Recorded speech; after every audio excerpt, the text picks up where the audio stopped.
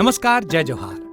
क्या आप भी गवर्नमेंट एग्जाम्स की तैयारी करना चाहते हैं? क्या आप भी मेमोरी टेक्निक्स और ट्रिक्स के जरिए बहुत ही कम समय में स्मार्ट स्टडी करना चाहते हैं? क्या आप चाहते हैं कि सीजी व्यापम टॉपर आपको पढ़ाए?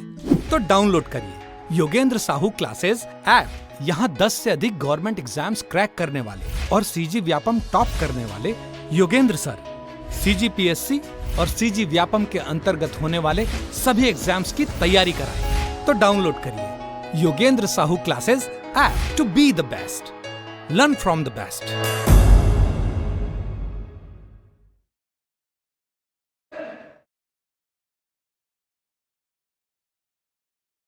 नमस्कार दोस्तों, मैं मनीष आप सभी का स्वागत करता हूं योगेंद्र साहू ऑनलाइन क्लासेस में।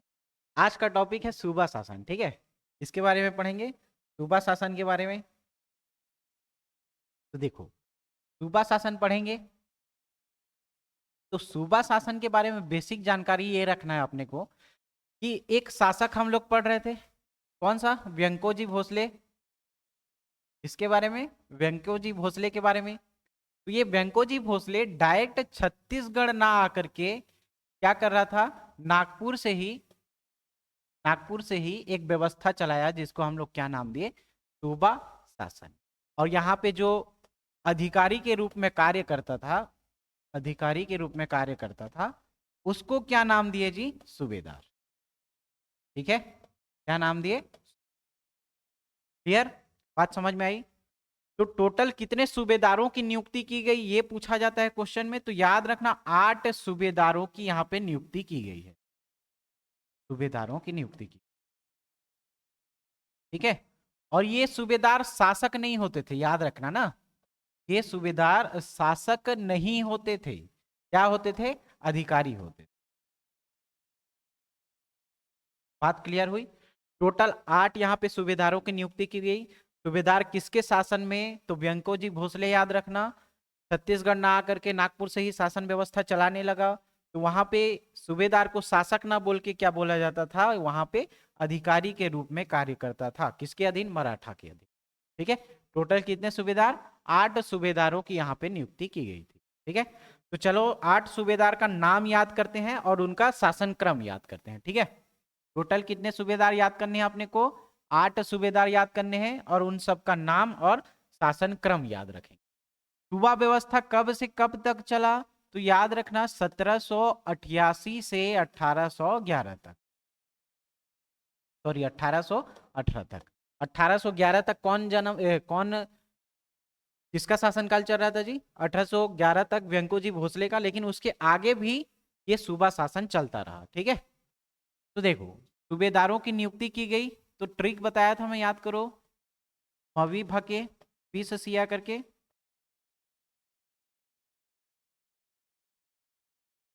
ठीक है, पहले इन चारों को देखते हैं।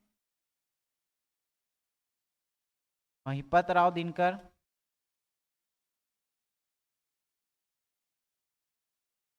और इनका शासन क्रम भी मैं याद करवाया था, 26/11 का टेरर अटैक याद करो। तो इसमें से याद रखना 261 11 1 करके। ठीक है, तो ये क्या हो जाएगा? उसका शासन क्रम हो जाएगा। अब इसको कैसे अप्लाई करना है बताता हूं मैं आपको। तो 26/11 टेरर अटैक मुंबई वाला याद कर सकते हो क्या? तो उसी हिसाब से हम लोग इसका सब डिकोड करेंगे। ठीक है, पहला कौन आएगा? महिपत राव दिनकर। दूसरा कौन आएगा? विट्ठल राव दिनकर।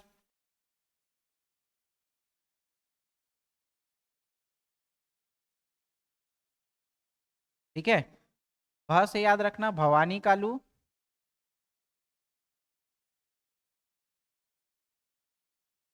के से क्या याद रखना? केशव गोविंद।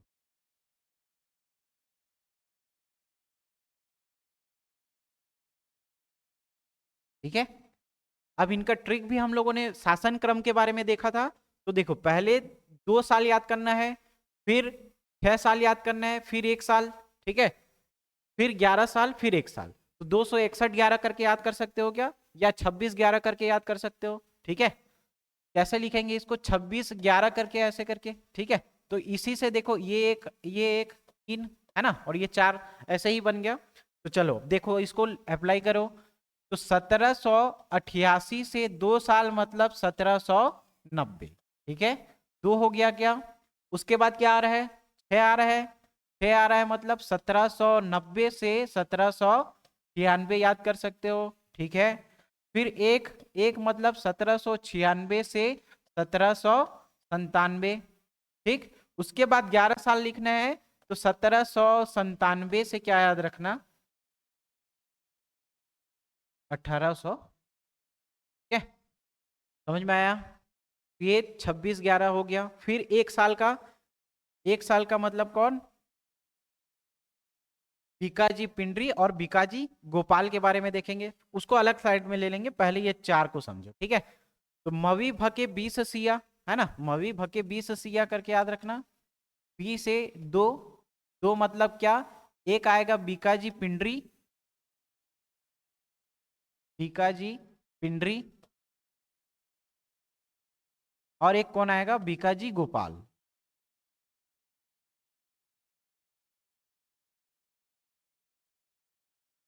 एक आएगा बीकाजी पिंडरी, एक आएगा बीकाजी गोपाल, ठीक है। स से सखाराम हरि और सीताराम टाटिया याद रखना, सखाराम हरि और सीताराम टाटिया।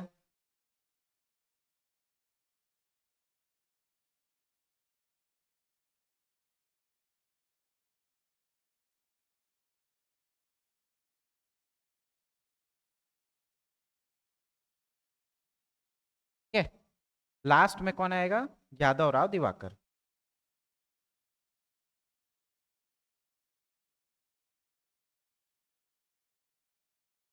ठीक, ये पूरा हुआ क्या,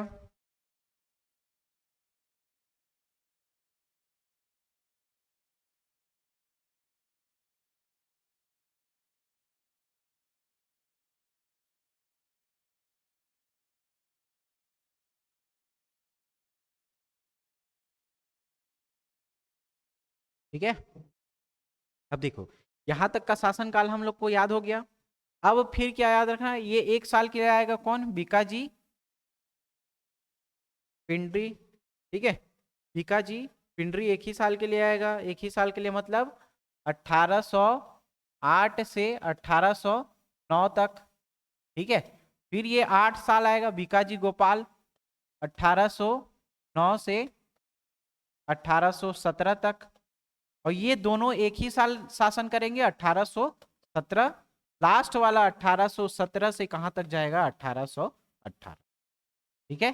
तो शासन काल और नाम याद करना आसान है, लेकिन इसी को बार बार क्रम में पूछता है, उसके डेट को पूछ देता है, तो आपको याद होना चाहिए, ठीक है। 261/11 करके याद कर सकते हो, ठीक है। देखो, मवी भके 20, स से सखाराम हरि सीताराम टाटिया, ठीक है, पिया, क्या से यादव राव दिवाकर।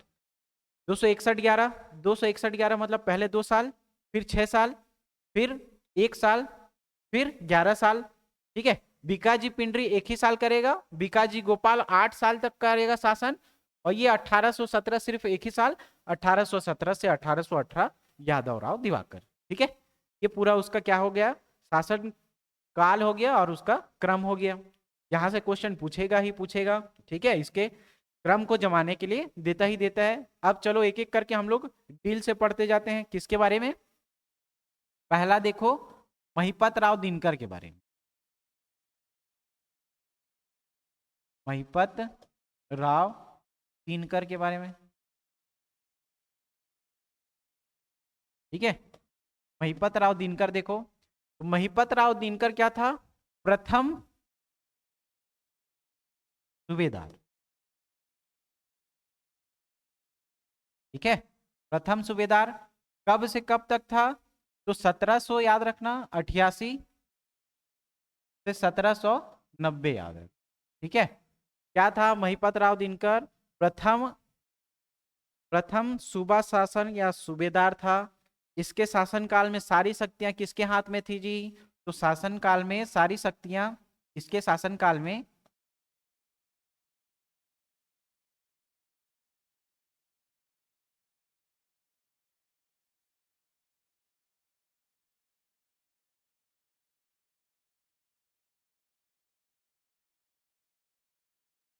किसके हाथ में थी, आनंदीबाई, ठीक है, आनंदीबाई से, आनंदीबाई के हाथ में थी। और इसी आनंदीबाई से हमेशा सत्ता के लिए क्या होता था, संघर्ष होते रहता, सत्ता के लिए संघर्ष होते रहता था, संघर्ष होते रहता था। इसके साथ, आनंदीबाई के साथ, ठीक है, आनंदीबाई के साथ। मतलब क्या था, असली शक्तियां किसके पास थी, आनंदीबाई के पास थी। तो ये क्या था, सिर्फ नाम मात्र का सूबेदार था, नाम मात्र का सूबेदार, नाम मात्र का सूबेदार था, ठीक है, नाम मात्र का सूबेदार रह गया कौन, महिपत राव दिनकर, ठीक है, महिपत राव दिनकर, याद रखना। और इसके समय में एक शासन काल में एक यूरोपीय यात्री आया था, ठीक है, कौन आया था, फॉरेस्टर, कौन आया था, फॉरेस्टर, यूरोपीय यात्री, याद रखना।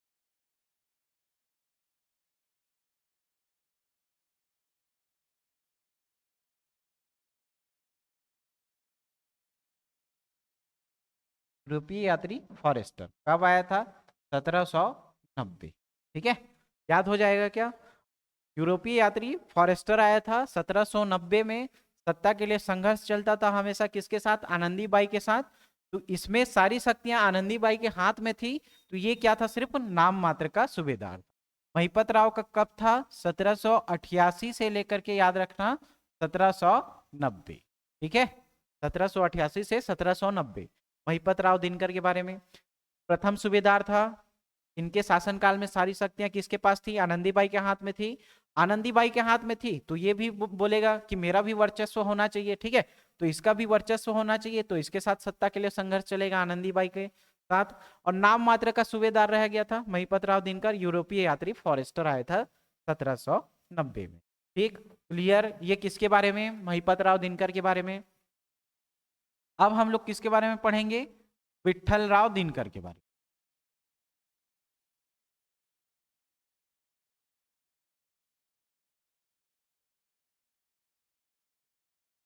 विट्ठल राव दिनकर के बारे में, ठीक है। इसका शासनकाल कब से कब तक रहेगा जी, 1790 से 1796, ठीक है।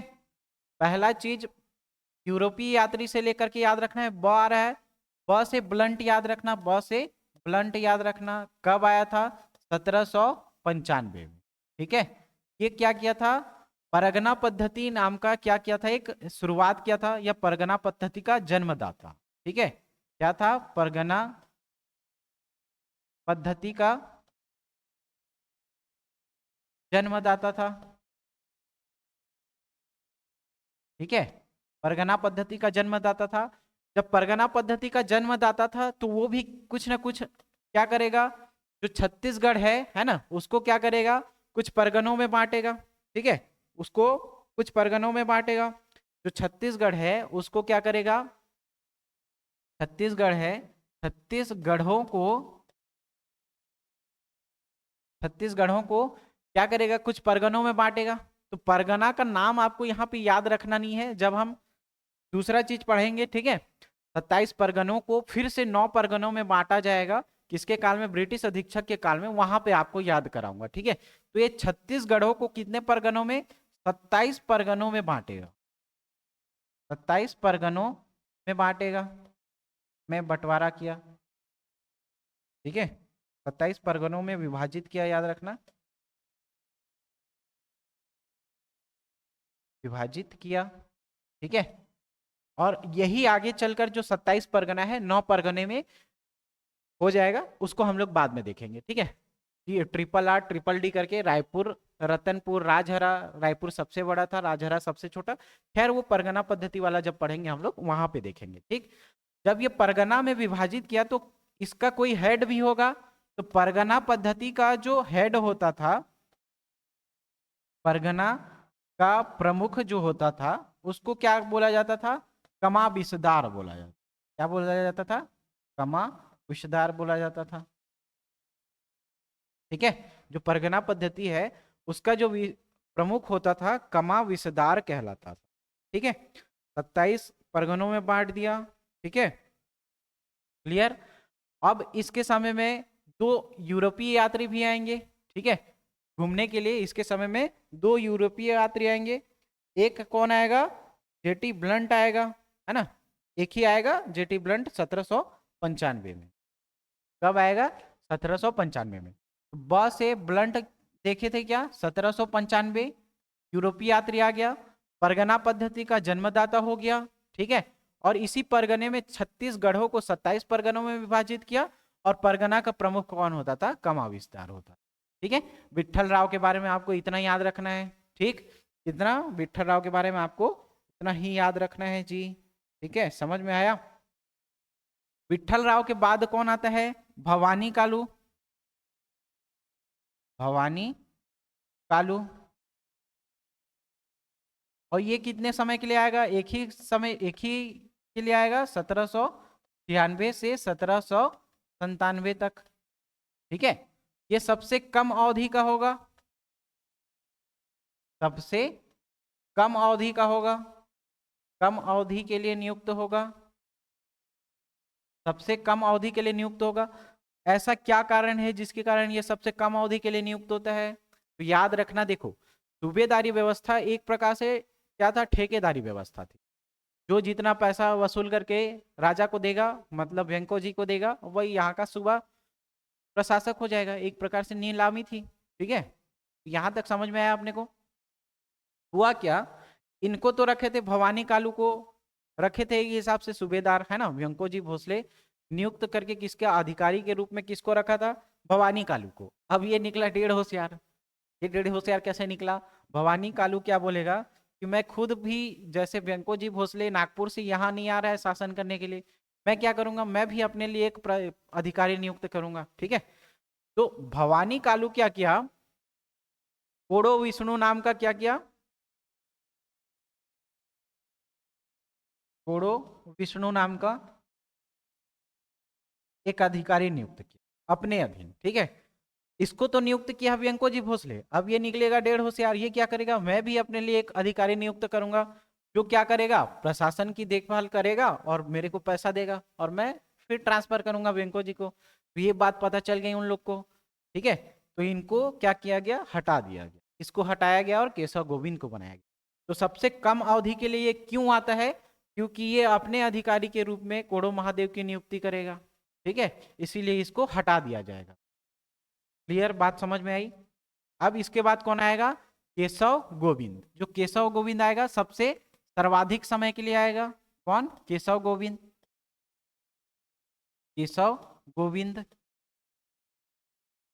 सर्वाधिक समय के लिए आएगा, ठीक है। कितने साल? 11 साल के लिए रहेगा, ठीक। केशव गोविंद 11 साल के लिए रहेगा। तो जब हम लोग देख रहे थे कौन सा? 1797 से 1808 तक, ठीक है, सर्वाधिक समय तक। तो याद रखना, ये क्या रखना? सर्वाधिक समय तक सूबेदार था, सर्वाधिक समय तक सूबेदार नियुक्त हुआ।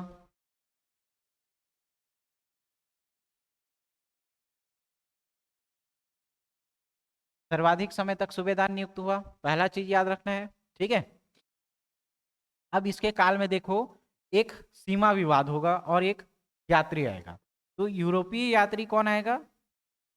यूरोपीय यात्री याद रखना, यूरोपीय यात्री कोलब्रुक,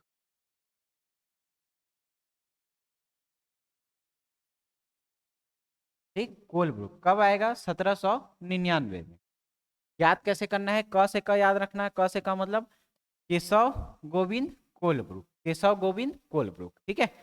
तो कौन आया? केशव गोविंद कोलब्रुक 1799 में यूरोपीय यात्री घूमने आया भाई इसके शासनकाल में।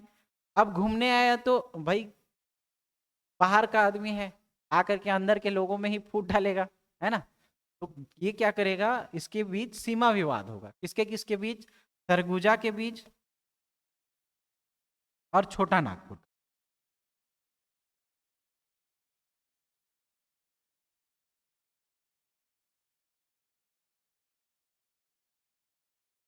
ये पठार के बीच क्या होगा? के बीच सीमा विवाद।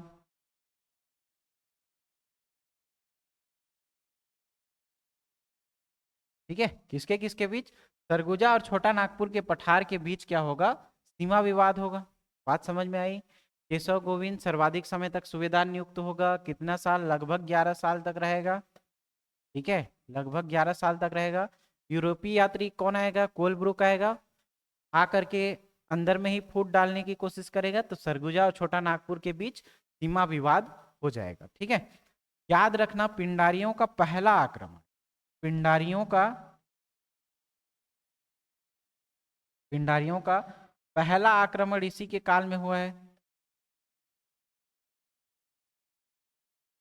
पहला आक्रमण इसी के समय हुआ।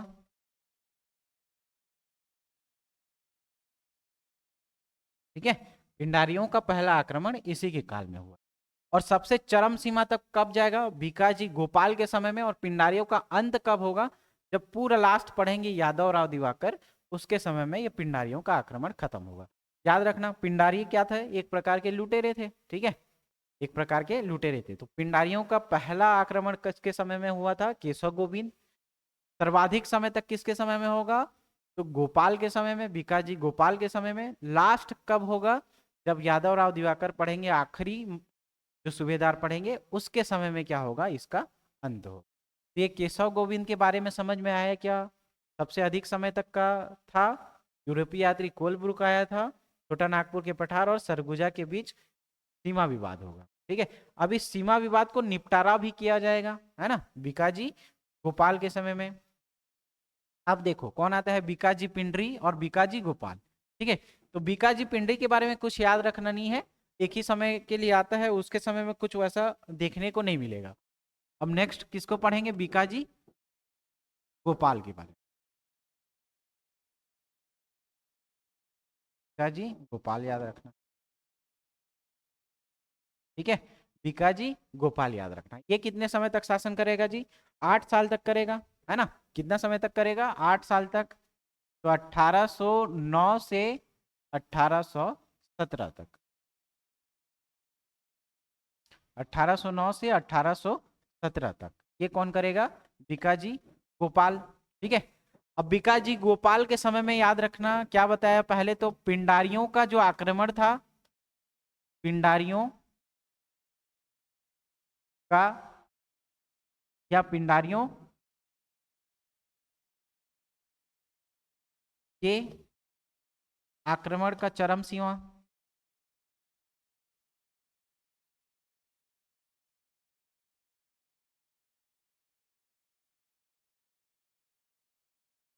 ठीक है, मतलब सर्वाधिक आक्रमण इसी के समय में हुए पिंडारियों के। पहला चीज तो ये याद रखना, जो छोटा नागपुर का पठार और सरगुजा वाला क्षेत्र था, वहां पे विवाद चालू हुआ था। याद करो किसके समय में? केशव गोविंद के समय में। तो बीकाजी गोपाल क्या करेगा? उस विवाद को सुलझाएगा। ठीक है, किसके? छोटा नागपुर के पठार और सरगुजा जमींदारी के बीच जो सीमा विवाद था, उस सीमा विवाद को सुलझाएगा बोला था मैं। कौन? बीकाजी गोपाल। तो ये क्या करेगा? छोटा नागपुर का पठार,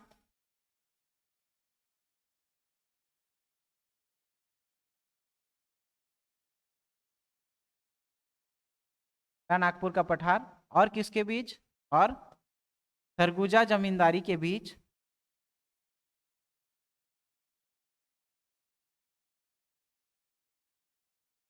दारी के बीच किसको सुलझाएगा? सीमा विवाद को सुलझाएगा। सीमा विवाद को क्या करेगा? सुलझाएगा। ठीक है, बात समझ में आई? भी इसके समय में देखना बहुत सारी घटनाएं होती है। कौन कौन सी घटनाएं होती है? मतलब मृत्यु होता है, 2-3 लोगों का मृत्यु होता है, याद रखना। तो मृत्यु के संबंध में याद रखना पहला चीज, सबसे पहले किसकी मृत्यु होगी? वेंकोजी भोसले की। वेंकोजी भोसले की मृत्यु होगी। वेंकोजी भोसले की मृत्यु के बाद फिर किसकी मृत्यु होगी? रघुजी द्वितीय की। रघुजी द्वितीय की। और किसकी मृत्यु होगी? परसोजी अप्पा की। परसोजी अप्पा की मृत्यु हो जाएगी। ठीक है, क्या चीज याद रखना? बीकाजी गोपाल इसके समय पिंडारियों का आक्रमण चरम सीमा पे था।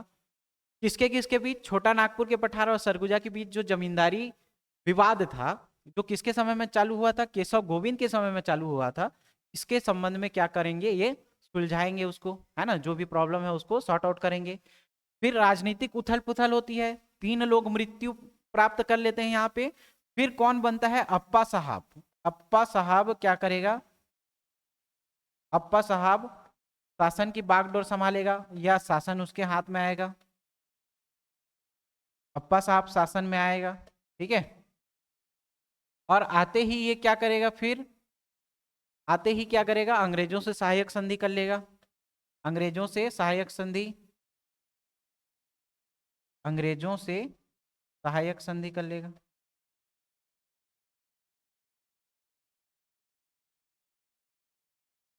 ठीक है, अंग्रेजों से सहायक संधि कर लेगा।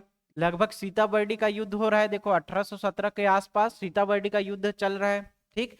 और लास्ट में ये कहाँ जाएगा? सखाराम हरि और सीताराम टाटिया, ठीक, और यादवराव दिवाकर, ये 2 ही बचे। सखाराम हरि और सीताराम टाटिया, देखो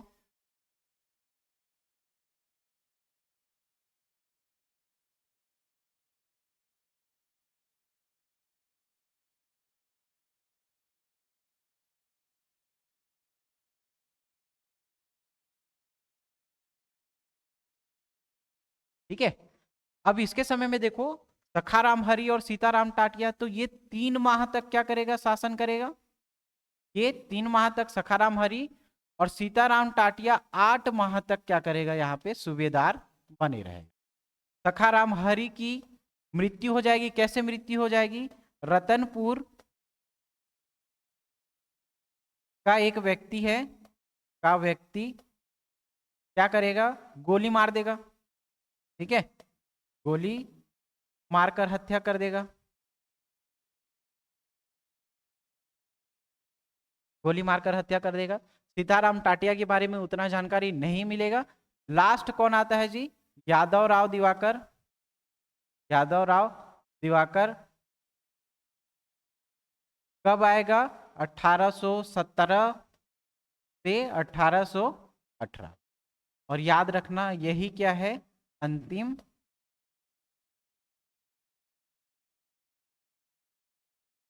क्या?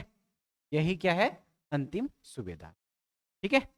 और पिंडारियों का यहाँ पे खात्मा भी हो जाएगा, मतलब पूरा खत्म हो जाएगा, ठीक। पिंडारी का जो उपद्रव बढ़ा था, वो पिंडारियों का आक्रमण खत्म हो जाएगा। यहाँ पे पिंडारियों का आक्रमण समाप्त हो जाएगा।